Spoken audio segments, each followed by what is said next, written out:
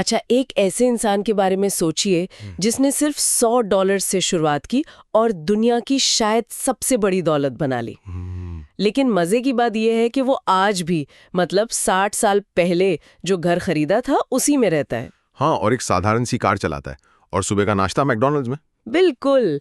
ये कहानी किसी फिल्म की नहीं बल्कि ओमाहा के जादूगर कहे जाने वाले वॉरेन बफे की है। आज हमारे पास उनकी जीवनी द स्नोबॉल से जुड़े कुछ बेहतरीन नोट्स और लेख हैं। हाँ। और हमारी कोशिश है कि इन स्रोतों की मदद से बफे की उस सोच को समझें जिसने उन्हें सिर्फ एक निवेशक नहीं बल्कि एक जीती जागती किंवदंती बना दिया। और ये समझना मुझे लगता है बहुत जरूरी है कि ये चर्चा सिर्फ पैसे या स्टॉक मार्केट की है ही नहीं। सही बात है। ये एक मानसिक मॉडल, एक जीवन जीने के तरीके को समझने की कोशिश है जो धैर्य, अनुशासन और लगातार सीखने की नींव पर टिकाए। असल में इन स्रोतों से जो सबसे दिलचस्प बात निकल कर आती है वो ये है कि बफे के शुरुआती जीवन के अनुभव ही उनकी पूरी सोच का आधार बने। तो फिर कहानी की शुरुआत वहीं से करते हैं जहां से उनकी सोच बननी शुरू हुई। उनका बचपन। हाँ। बफे का अंकों और पैटर्न के साथ एक अलग ही रिश्ता था। मुझे याद है सिर्फ 6 साल की उम्र में उन्होंने कोक की बोतलें खरीद कर बेचनी शुरू कर दी थी। लेकिन जो किस्सा इन स्रोतों में बार बार आता है वो है 11 साल की उम्र में उनका पहला स्टॉक खरीदना। हाँ, सिटी सर्विस का वो स्टॉक। ये किस्सा उनके लिए कोई मामूली मुनाफे की कहानी नहीं था बल्कि जिंदगी भर का शायद सबसे महंगा सबक था। बिल्कुल। उन्होंने अपनी बहन के साथ मिलकर $38 प्रति शेयर के हिसाब से कुछ शेयर खरीदे। लेकिन खरीदने के तुरंत बाद वो शेयर लुढ़क कर $27 पर आ गया। अब सोचिए 11 साल के बच्चे के लिए कितना डरावना रहा होगा। जाहिर। वो घबरा तो गए लेकिन उन्होंने शेयर बेचे नहीं, इंतजार किया और जैसे ही कीमत वापस $40 पहुंची उन्होंने फौरन उसे बेच दिया। हाँ, और एक छोटा सा मुनाफा कमा लिया। उन्हें लगा होगा कि बस जीत गए। बिल्कुल, लगा कि बहुत बड़ी जीत हासिल कर ली है। और फिर वही हुआ जिसने उनकी सोच हमेशा के लिए बदल दी। ठीक कहा आपने। उनके बेचने के कुछ ही हफ्तों के अंदर वही स्टॉक $200 प्रति शेयर तक पहुंच गया। $200? हाँ। तब उन्हें एहसास हुआ कि अगर उन्होंने सिर्फ थोड़ा और धैर्य रखा होता तो वो छोटा सा मुनाफा कई गुना बड़ा हो सकता था। और देखिए, ये सिर्फ एक बचपन की गलती नहीं थी। इस एक घटना ने बफे के निवेश दर्शन का पहला और सबसे मजबूत नियम बनाया। कौन सा? कि शेयर बाजार अधीर लोगों से पैसा लेकर धैर्यवान लोगों को देने का एक जरिया है। उन्होंने सीखा कि बाजार में भावनाओं का कोई काम नहीं। डर में बेचना और लालच में खरीदना दोनों ही बर्बादी का रास्ता है। और शायद इसी अनुभव ने उन्हें ज्ञान की तरफ मोड़ा।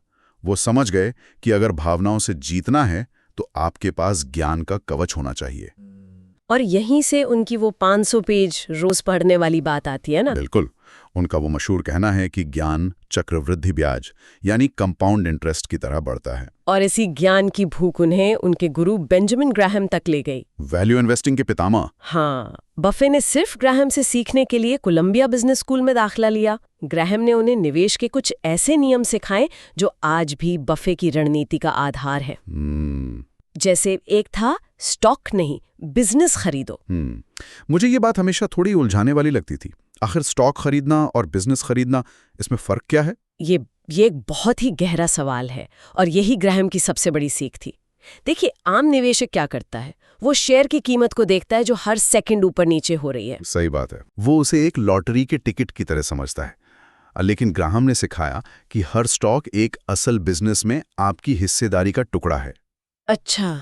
तो शेयर खरीदने से पहले आपको उस कंपनी के बिजनेस को समझना होगा। क्या वो मुनाफा कमाती हैं? क्या उस पर कर्ज कम है? जब आप इस तरह सोचते हैं तो आप कीमत के रोज के उतार चढ़ाव से घबराते नहीं, क्योंकि आपको बिजनेस की असली कीमत पता होती है। तो इसका मतलब ये हुआ कि अगर आपको बिजनेस पर भरोसा है तो गिरती हुई कीमत एक खतरा नहीं बल्कि एक मौका है। बिल्कुल। और शायद यहीं से उनका वो दूसरा मशहूर नियम आता है, जब दूसरे लालची हों तो डरो और जब दूसरे डरे तो लालची बनो। हाँ, लेकिन ये कहना जितना आसान है, करना उतना ही मुश्किल। वही तो, जब पूरी दुनिया बेच रही हो और बाजार डूब रहा हो, तब कोई इंसान खरीदने की हिम्मत कैसे जुटा सकता है? यहीं पर ग्राहम का तीसरा सिद्धांत काम आता है, सुरक्षा का मार्जिन या margin of safety. Okay. Graham ने सिखाया कि किसी बिजनेस की एक अंदरूनी कीमत होती है, एक इंट्रिंसिक वैल्यू।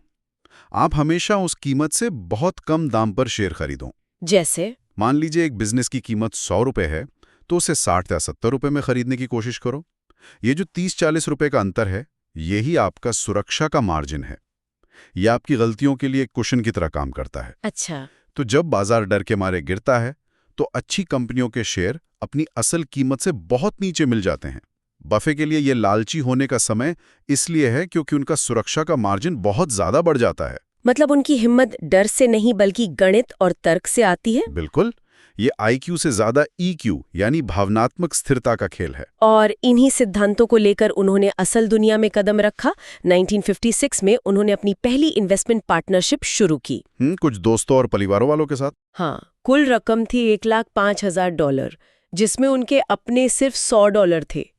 और फिर आया वो फैसला जिसने सब कुछ बदल दिया। बर्कशायर हाथवे, एक डूबती हुई टेक्सटाइल मिल को खरीदना। ये बात मुझे हमेशा अजीब लगती है। एक व्यक्ति जो बिजनेस की समझ पर इतना जोर देता है, उसने एक मरते हुए बिजनेस में पैसा क्यों लगाया? ये उनकी प्रतिभा का सबसे बड़ा उदाहरण है। उन्होंने बर्कशायर हाथवे को उसके टेक्सटाइल बिजनेस के लिए नहीं खरीदा था। तो फिर क्यों? उस समय बर्कशायर एक मुश्किल में फंसी कंपनी थी, लेकिन वो पब्लिकली ट्रेडेड थी और उसके पास कुछ कैश था।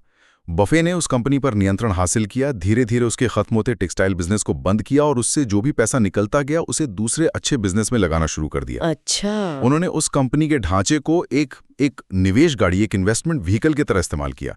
ये एक जीनियस मूव था। तो उन्होंने एक तरह से एक डूबती हुई कंपनी के कंकाल को एक खजाना बनाने वाली मशीन में बदल दिया। बिल्कुल सही कहा। और आज बर्कशायर हेथवे के पोर्टफोलियो में कौन-कौन सी कंपनियां हैं, ये सुनकर ही अंदाजा हो जाता है कि वो मशीन कितनी बड़ी बन चुकी है। Coca Cola, Apple, American Express, Geico insurance, Dairy Queen, Duracell, list तो बहुत लंबी है। सही। बर्कशायर हैथवे खुद चक्रवृद्धि ब्याज का सबसे बड़ा स्मारक है। एक छोटी सी शुरुआत कैसे दशकों के धैर्य, अनुशासन और समझदारी से एक विशाल साम्राज्य बन सकती है, बर्कशायर इसकी जीती जागती मिसाल है। चलिए इसी सोच को थोड़ा और गहराई से समझते हैं। अगर हम इन स्रोतों से बफे के निवेश दर्शन के मूल मंत्र निकालें तो सबसे पहला और सबसे जरूरी नियम है, सिर्फ उसी में निवेश करो जिसे तुम समझते हो। हाँ, अपना सर्कल ऑफ कॉम्पिटेंस पहचानो। लेकिन क्या इस नियम के वजह से उन्होंने बड़े मौके नहीं गंवाए? जैसे 90s के दशक का पूरा टेक बूम उन्होंने नजरअंदाज कर दिया था। उस समय तो उनकी बहुत आलोचना हुई थी। हाँ, और ये एक बेहतरीन सवाल है। उस समय मीडिया ने उन्हें डायनासोर तक कह दिया था। सच में? हाँ, कि ये नई दुनिया को समझ नहीं पा रहे। लेकिन बफे का जवाब बहुत साफ था। वो कहते थे, मुझे नहीं पता कि 10 साल बाद कौन सी टेक कंपनी आगे रहेगी, लेकिन मुझे ये पता है कि लोग 10 साल बाद भी कोका कोला पी रहे होंगे।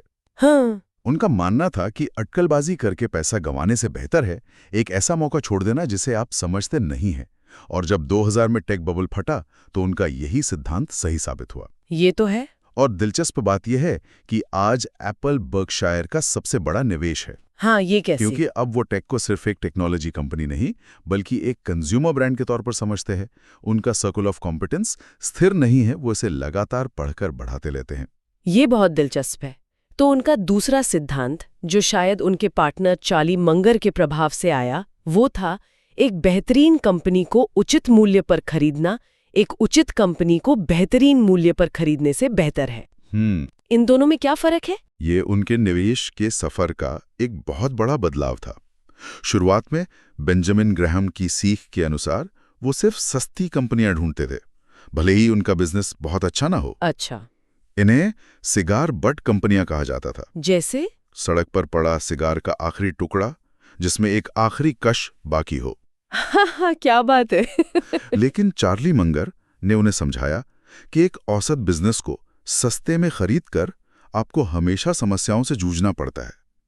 इसके बजाय एक बेहतरीन बिजनेस जैसे कोका कोला को थोड़ी महंगी पर उचित कीमत पर खरीदना ज्यादा फायदेमंद है। क्यों? क्योंकि समय के साथ उस बिजनेस की क्वालिटी ही आपको मालामाल कर देगी। ये क्वालिटी पर ध्यान देना उनके लिए एक गेम चेंजर था। और ये अनुशासन सिर्फ उनके निवेश में नहीं, उनके निजी जीवन में भी झलकता है। बिल्कुल। अरबों डॉलर की संपत्ति होने के बाद भी वो जिस सादगी से रहते हैं वो हैरान करने वाला है। 1958 से एक ही घर में रहना, रोज कोक और चिप्स खाना, ये सब। कोई इंसान इतनी दौलत के बाद भी ऐसा जीवन क्यों चुनेगा? क्या ये सिर्फ एक छवि बनाने की कोशिश है? मुझे लगता है ये उनके मूल मूल्यों का प्रतिबिंब है। उनके लिए पैसा कभी मंजिल था ही नहीं, वो तो बस उनके काम का एक बाई प्रोडक्ट था। हम्म उन्हें जो असली मजा आता है वो बिजनेस को समझने, उसका विश्लेषण करने और सही फैसला लेने की प्रक्रिया में आता है।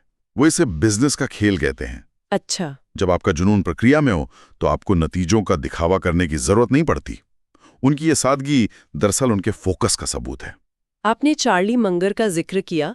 बफे हमेशा कहते हैं कि मंगर ने उन्हें बेहतर इंसान और बेहतर निवेशक बनाया।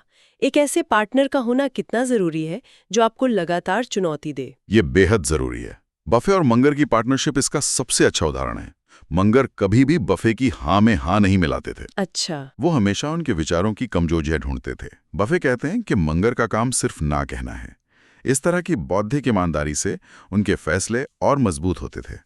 लेकिन उनका सफर सिर्फ सफलताओं की कहानी तो नहीं है। नहीं, बिल्कुल नहीं। इन स्रोतों में उनकी बड़ी गलतियों का भी जिक्र है, जैसे डेक्स्टर शूज नाम की कंपनी को खरीदना।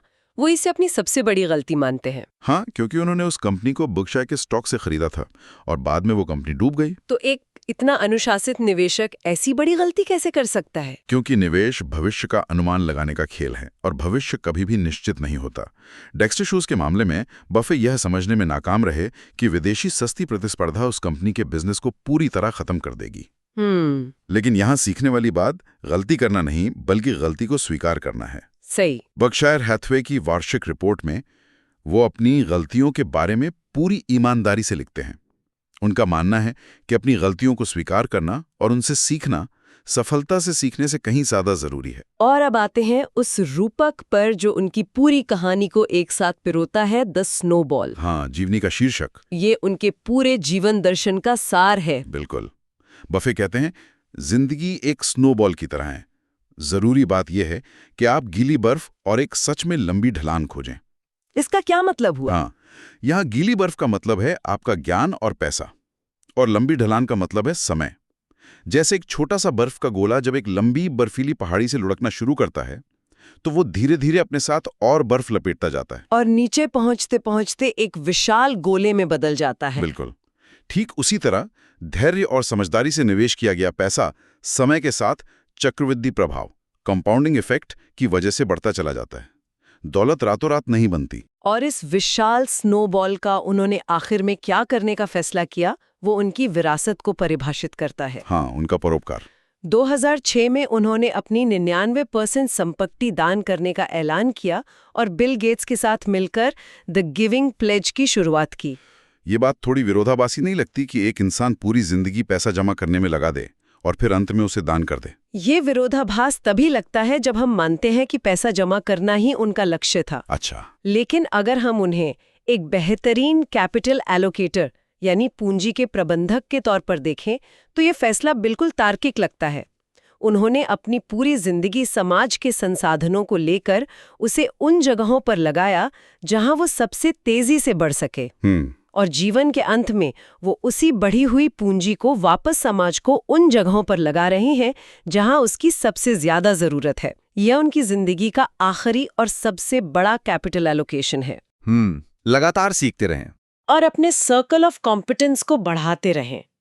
भावनाओं पर नहीं, तर्क पर फैसले लें और सबसे जरूरी धैर्य रखें। बिल्कुल। जैसा बफे खुद कहते हैं, आप 9 महिलाओं को एक साथ गर्भवती करके 1 महीने में बच्चा पैदा नहीं कर सकते। कुछ चीजों में बस समय लगता है। और शायद उनका सबसे शक्तिशाली कथन यही है, आप जो सबसे अच्छा निवेश कर सकते हैं वो खुद में है। बिल्कुल। इन स्रोतों से हमें अनुशासन, धैर्य और दीर्घकालिक सोच का एक साफ रास्ता दिखता है। लेकिन ये मुझे एक महत्वपूर्ण सवाल पर सोचने के लिए मजबूर करता है। क्या? आज की दुनिया में जहां हमें हर चीज तुरंत चाहिए, फास्ट फूड, इंस्टेंट मैसेजिंग, एक दिन में डिलीवरी, क्या ऐसी दुनिया में बफे के ये धीमे और उबाऊ लगने वाले सिद्धांत पहले से कहीं ज्यादा मूल्यवान नहीं हो गए हैं, या फिर उन्हें अपनाना लगभग असंभव हो गया है?